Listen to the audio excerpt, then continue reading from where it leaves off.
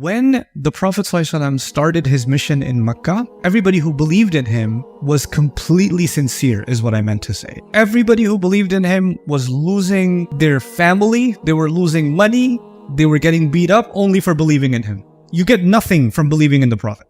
That's what you get. If you're in Mecca and you believe in the Prophet. The elites, they call the Prophet ﷺ insane. So if you join him, you are also what? You're also insane. They say that he's not loyal to his people. And so now you're not loyal to your people. So if you join the Prophet, in a sense, you've lost your citizenship. We're not going to do business with you. We're not going to marry with you. We're not going to sit and eat food with you.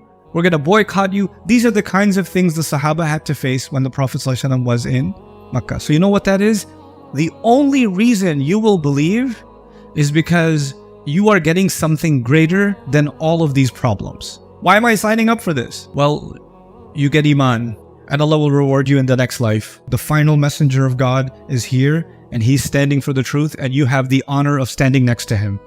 That's all you get. Good enough for you? Yeah, good enough for me. They're getting beat up and they're happy they're getting beat up. They're getting spit on and they're happy they're getting spit on. These are the people, we call them as-sabiqun al-awwalun. The people who came first. When someone comes first to something, then they lose friends and family. If you come from a family where everybody's a doctor, and you decide, I'm going to sell bicycles. You're the first one. I'm going to have the most successful bicycle business in Europe.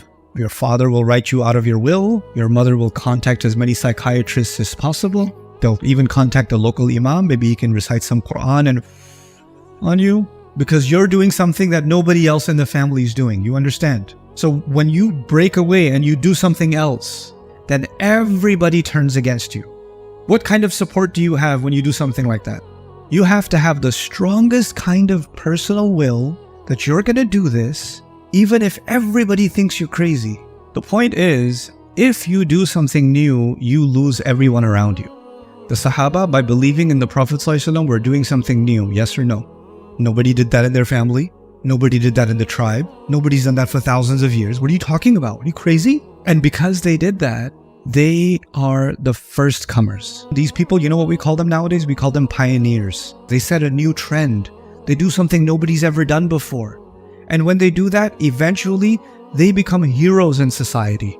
Whether they're in business or in sports or anything, when they do something new, everybody's like, wow, this person did something so crazy and so new that nobody had even thought of. And they start pioneering something and it takes over. And then there's a next wave of people, we call them fans or followers.